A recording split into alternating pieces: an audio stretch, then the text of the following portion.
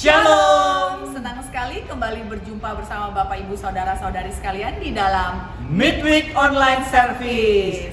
Tidak terasa kita Ya. sudah memasuki pertengahan tahun di bulan Juni, ya Ika ya? Iya betul.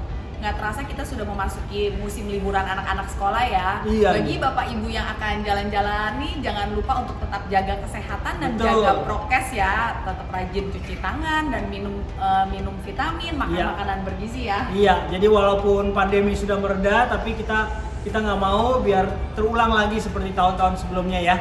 Ya betul sekali.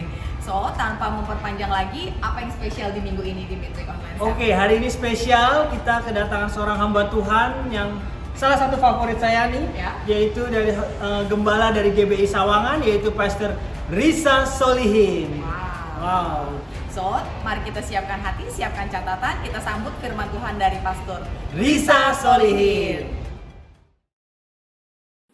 Pesan Tuhan hari ini kita akan membaca, kita akan pelajari, kita akan eksposisi satu perikop yang ditulis oleh kitab Lukas. Lukas salah satu-satunya penulis Alkitab yang bukan Yahudi. Dia adalah seseorang daripada Syria. Tetapi saya memperhatikan ketika Lukas menuliskan kitab Injil, selalu saja ada sudut pandang yang berbeda dibandingkan dengan yang ditulis Matius, Markus, atau Yohanes. Yang tentunya Lukas menuliskan kitab Lukas pastinya mendapatkan informasi daripada murid-murid Yesus sebelumnya seperti Markus atau Matius. Tetapi saya yakin dia pelajari detailnya dan ternyata di Lukas pasal yang ke-5 ayat yang ke-1, 2, dan 3 inilah yang membuat perbedaan dibandingkan perikop-perikop daripada Matius dan Markus mengenai Tuhan akan membawa naik ke level yang lebih tinggi, yaitu adalah para nelayan yang sebelumnya penjala ikan menjadi penjala manusia. Saudaraku, itu adalah greater level. Itu adalah next level daripada kehidupan seseorang yang saya dapati di kitab Lukas pasal yang ke-5. Yang sebelumnya adalah penjala ikan dan menjadi penjala manusia. Dari sini kita akan belajar pijakannya. Dan yuk sama-sama kita akan lihat ayat 1 dan 2 terlebih dahulu. Demikian firman Tuhan. Pada suatu kali Yesus berdiri di pantai Danau Genesaret. Sedang orang banyak mengerumuni dia hendak mendengarkan firman Allah. Saya pernah baca sebuah tafsiran, saudaraku, rasanya Lukas pasti pernah ke Danau Genesaret. Karena semua penulis lain menyebutkan sebagai Laut Galilea, Laut Tiberias. Tetapi saya yakin Lukas pernah melihat dengan mata kepala bahwa itu adalah danau. Perhatikan, orang banyak mengerumuni dia hendak mendengarkan firman Allah. Tetapi saya selidiki perbandingan Alkitab berbahasa Inggris yang lain bukan sekedar mengerumuni. Tetapi Alkitab berbahasa Inggris sebagian besar menggunakan kata mendesak Yesus. Jadi posisi Yesus ketika itu bukan sekedar dikerumuni. Depan, belakang, kiri dan kanan. Tetapi didesak oleh kerumunan orang. Yang tentunya ketika dia terdesak sedemikian rupa, dia semakin mundur, dia semakin mundur, dia semakin mundur. Karena desakan begitu banyak orang dan didapati, ini tafsiran saya.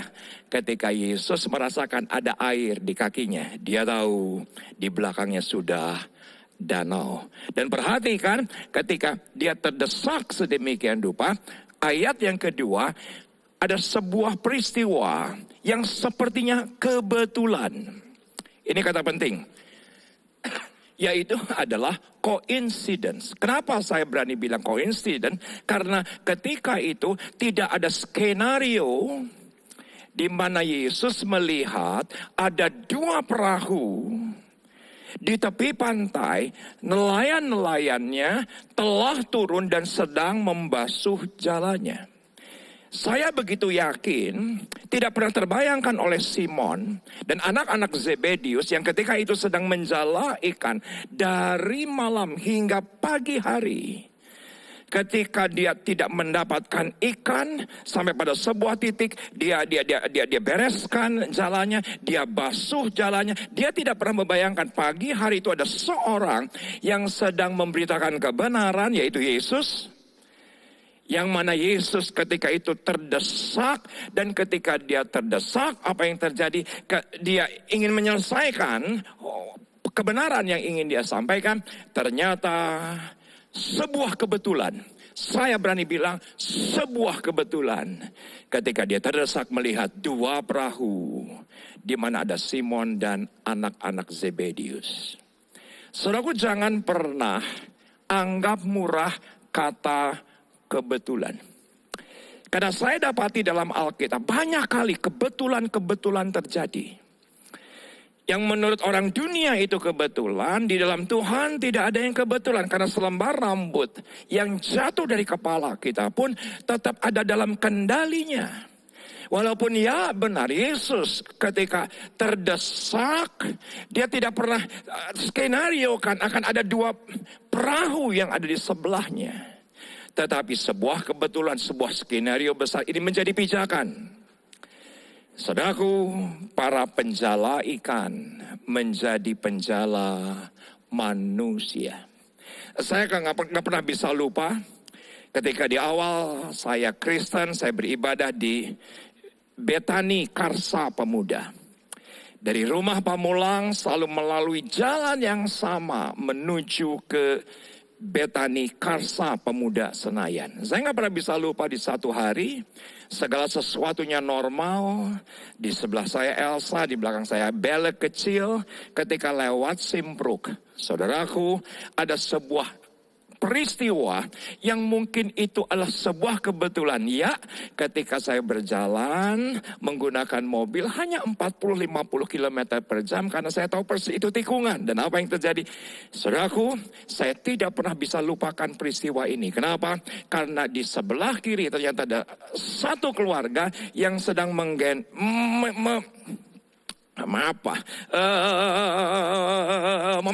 anak kecil berusia 6 tahun yang ternyata anak kecil itu berlari dan menabrak mobil kami. Saudaraku, langsung orang-orang kampung di Senayan, di sekitar Simpruk keluar. Tanggung jawab. Dan ketika itu dalam keadaan traumatik, mau ke gereja, saudaraku mau dikerumunin orang sekampung, akhirnya dibawa ke Rumah Sakit Islam Jakarta. Puji Tuhan, anaknya baik-baik saja. Tetapi apa yang terjadi? Setelah itu saya berkeputusan dengan Elsa dan Belen bahwa saya nggak mau lagi ke Senayan. Kenapa nggak mau? Karena trauma, harus lewat jalan yang sama.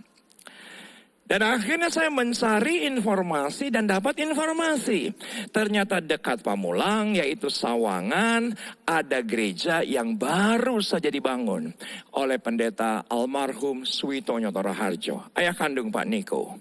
Saudaraku, saya nggak pernah bisa lupa ketika saya datang ke Sawangan, suasananya berbeda jauh dengan Senayan. Saudaraku, Senayan ketika itu happening, hype, begitu ya kan. Tetapi ketika sampai di Sawangan, orang-orang yang sederhana, orang-orang yang marginal, mereka hanya menggunakan sendal. Maaf, ketika memuji menyembah Tuhan, di sebelah saya ada seorang ibu yang menyusui anaknya. Di sebelah belakang ada anak yang sedang mengerang nangis. Ya memang keadaan begitulah Sawangan. Bahkan itu pun terkadang juga terjadi sampai hari ini. Karena memang jemaatnya adalah orang-orang yang sederhana. Tetapi saya tidak pernah menyangka satu kali kelak saya melayani di gereja itu. Dan hari ini sudah belasan tahun menjadi gembala sidang daripada GBI Sawangan. Setelah almarhum Pendeta Suitonyo Toraharjo dipanggil Bapak, saudaraku, bukankah sebuah kebetulan? Maaf, bukan saya yang nabrak anak itu. Tapi anak itu yang nabrak mobil kami. Saudaraku, bagi dunia itu adalah kebetulan. Dan saya juga teringat dengan kitab Esther, di mana ketika itu Haman yang oleh karena satu orang tetapi ingin membunuh satu bangsa. Alkitab dengan jelas berkata raja nggak bisa tidur. Dan ketika nggak bisa tidur, dia minta bawahannya untuk membacakan, yaitu adalah buku riwayat raja. Ternyata di situ didapati, ternyata ada seseorang yang berjasa kepada raja. Ternyata namanya adalah Mordekai. Dia tanya kepada bawahannya, apakah kita sudah balas jasa kepada Mordekai? Belum. Dan besok paginya raja berkata kepada Haman, apa yang seharusnya raja lakukan? Dia pikir untuk dia, ternyata untuk Mordekai. Saudaraku, itu yang namanya palang yang seharusnya itu menjadi tempat hukuman bagi Mordekai, akhirnya untuk Haman. Saudaraku, bukankah sebuah kebetulan? Untung raja nggak bisa tidur. Kalau raja bisa tidur, saudaraku, raja tidak akan mendapatkan informasi daripada catatan sebelumnya. Ternyata ada satu orang, Mordekai, pernah berjasa kepada raja. Perhatikan, satu bangsa diselamatkan oleh karena kebetulan. Maaf, saya nggak tahu ini teologis atau tidak, tetapi saya berani bilang, satu bangsa diselamatkan, bahkan Anda dan saya diselamatkan oleh Yesus yang adalah orang Yahudi. Karena di satu malam ada seorang raja yang kebetulan tidak bisa tidur. Saudaraku, terkadang kebetulan kita anggap remeh. Tapi sering kali kebetulan itu menjadi pijakan kita naik ke level yang lebih tinggi. Saya lanjutkan. Ayat yang ketiga. Dan setelah dia mendapati 2 perahu itu, perhatikan, ia naik ke dalam salah satu perahu itu, yaitu perahu Simon. Yang mana Simon tidak pernah membayangkan pagi hari itu ada seorang asing akan menaiki perahunya.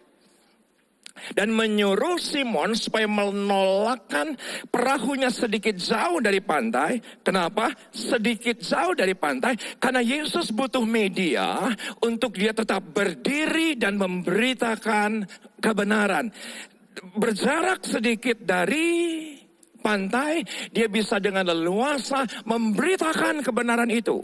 Dan apa yang terjadi? Lalu ia duduk dan mengajar orang banyak dari atas perahu. Saudaraku, saya pelajari ada 3 hal. Ada 3 hal dari kondisi ini. Yang pertama adalah Kristus terdesak dengan kebutuhan. Ini penting. Ini penting. Dan saya tahu persis, menjelang kedatangan Tuhan kali kedua, dia terdesak dengan sebuah kebutuhan untuk memakai Anda dan saya. Lebih lagi dibandingkan sebelumnya. Untuk rencana besarnya digenapi. Agar setiap lutut bertelut, setiap lidah mengaku Yesus adalah Tuhan. Dan dari banyak pembicaraan saya dengan para gembala sidang, para pengerja selama 2 tahun terakhir, ada begitu banyak informasi yang mengatakan begitu banyak pelayan-pelayan Tuhan yang semula tahun 2019 dan sebelumnya melayani mundur. Gembala-gembala Komsel mundur, Asher mundur, diaken mundur, pendoa mundur. Saya mengerti. Mungkin karena terdesak dengan kebutuhan hidup. Tetapi lebih daripada segalanya, tolong memperhatikan, ketika Yesus terdesak dengan sebuah kebutuhan, itu bisa menjadi sebuah pijakan kita naik ke level yang lebih tinggi. Apa yang tidak pernah kita lihat, apa yang tidak pernah kita dengar, timbul dalam hati kita, itu akan Tuhan sediakan di depan kita. Yang kedua, Kristus membutuhkan media untuk rencananya digenapi. Dia pasti membutuhkan satu media, kerjasama, sebuah media. Yang mana ketika itu yang dibutuhkan Yesus adalah perahu. Yang secara kebetulan dia lihat 2 perahu itu di tepi danau Genesaret. Dan ketika kita berkata, ya Tuhan pakai aku. Pakai apa yang ada padaku. Aku punya rumah untuk Komsel. Aku punya perusahaan untuk ada rumah doa.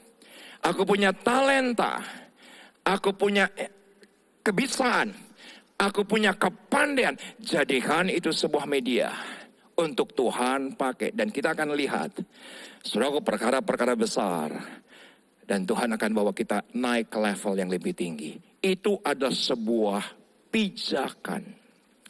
Dan tentunya yang ketiga saya juga pelajari, Kristus pasti berkeinginan untuk membalas siapa saja yang membantunya. Tuhan kita bukan Tuhan yang berhutang. Bahkan ketika kita hutang dosa, Tuhan lunasi hutang kita.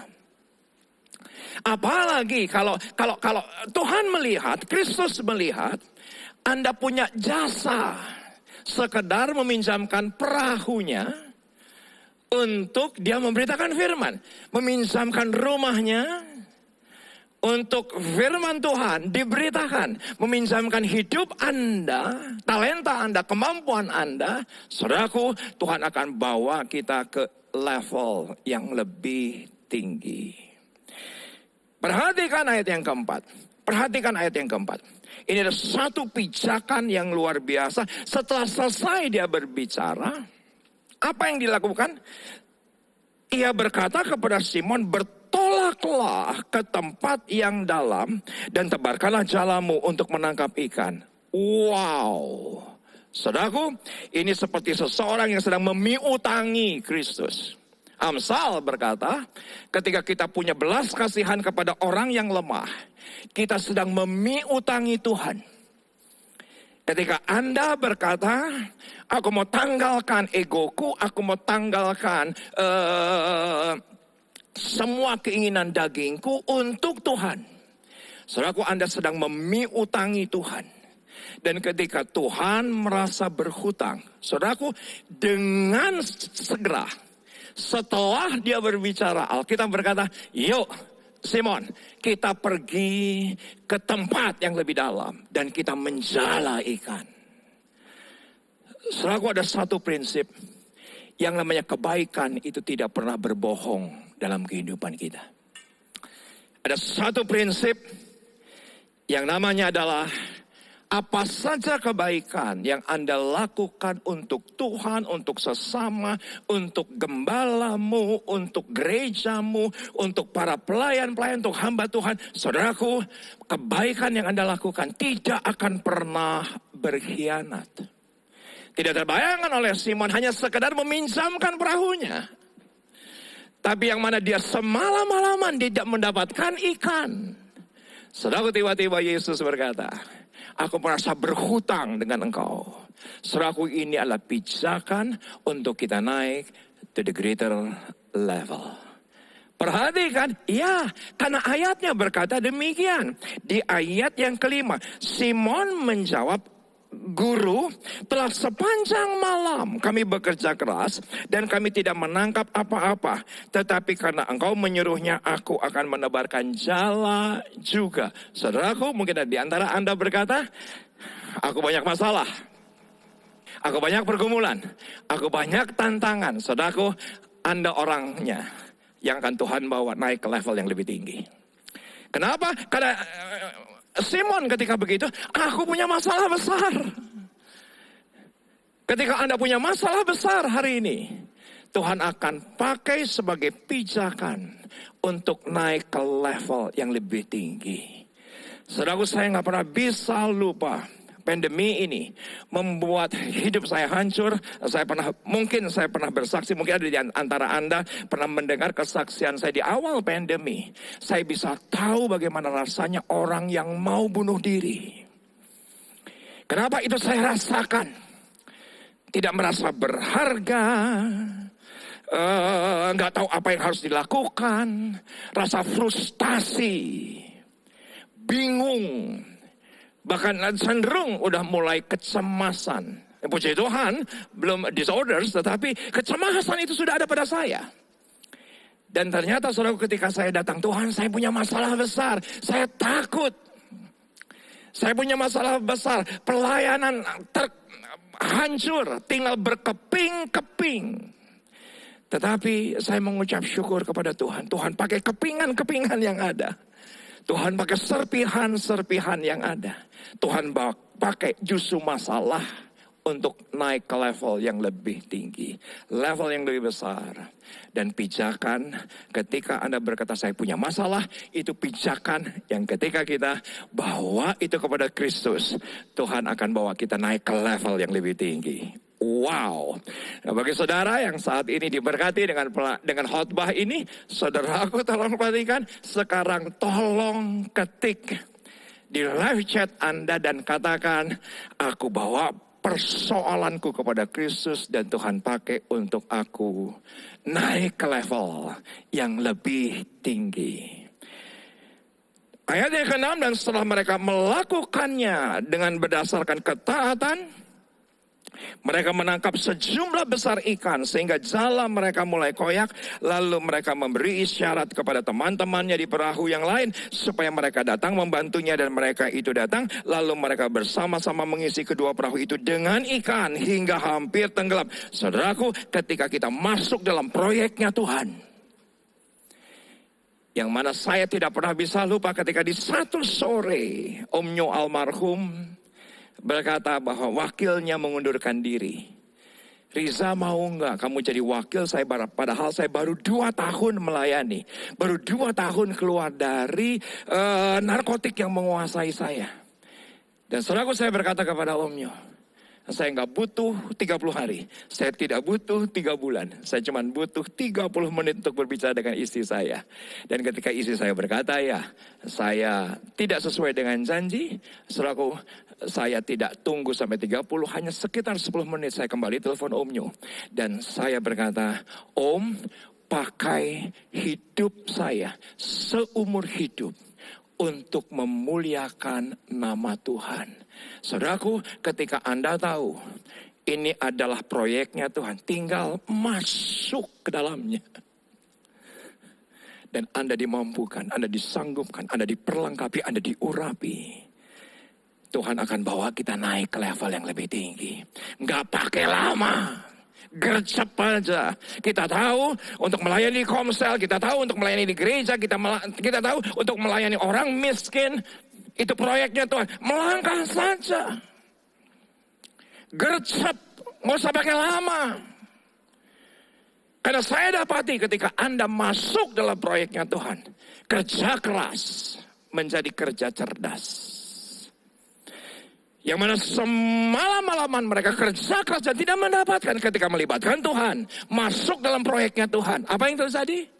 Yang hanya sekedar meminjamkan perahu, kerja keras menjadi kerja cerdas.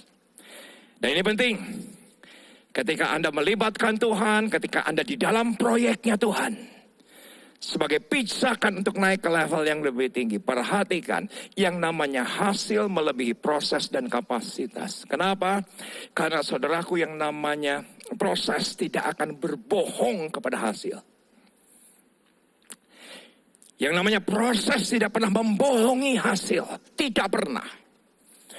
Dan ketika Anda berkata, Tuhan, proses hidupku, proses apa yang ada padaku. Walaupun aku tidak tahu, walaupun aku orang yang bermasalah, aku banyak pergumulan keuangan, perkawinan, daripada ekses pandemi ini.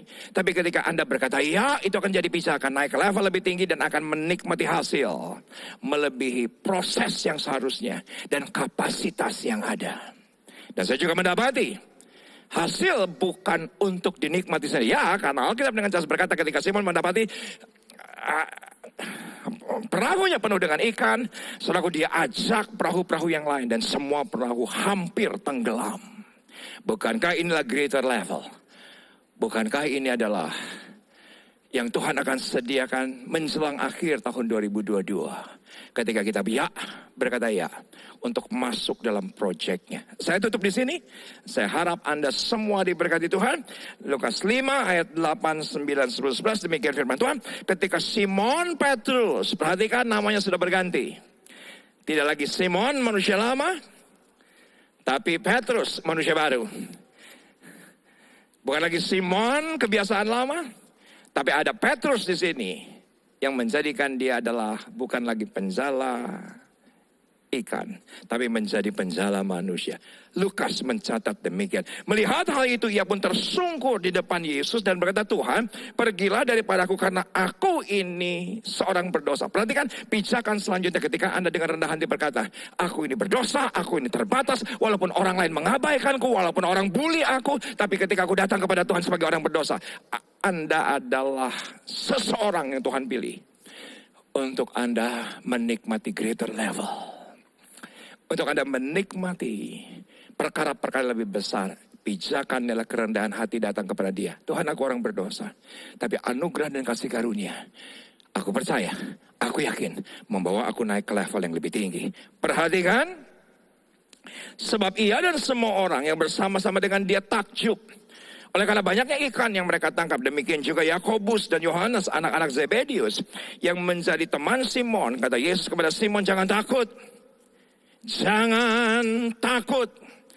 Memasuki semester kedua dari 2022, jangan takut. Mulai sekarang engkau akan menjadi penjala manusia. Dan sesudah mereka menghela perahu-perahunya ke darat, mereka pun meninggalkan segala sesuatu lalu mengikut Yesus. Saya tutup dengan slide ini. Kristus memakai dan memaksimalkan apa yang ada dalam kehidupan kita, bukan yang gak ada. Untuk rencana besarnya digenapi dalam kehidupan kita. Dia akan pakai kita. Rencana besarnya dari apa yang ada di dalam kehidupan kita.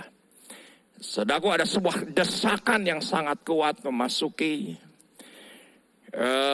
pandemi. Bulan pertama, bulan kedua, bulan ketiga. Karena memang sejarah gereja selama 27 tahun. Setiap bulan kami membaptiskan jemaat. Yang mereka dengan rela memberi diri dibaptis. Dan itu pun ketika awal pandemi itu menjadi persoalan. Kenapa? Di mana baptisnya?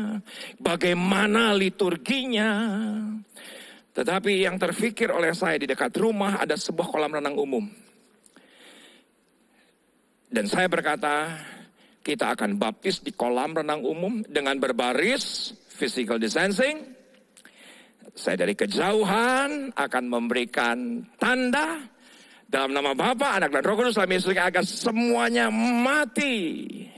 Dan ketika mati, saudaraku, yang physical distancing itu akan membenamkan dirinya, memastikan totally wet. Masing-masing tanpa perlu saya membantunya. Dan apa yang terjadi? Saya memilih jam 2 siang. Kenapa jam 2 siang?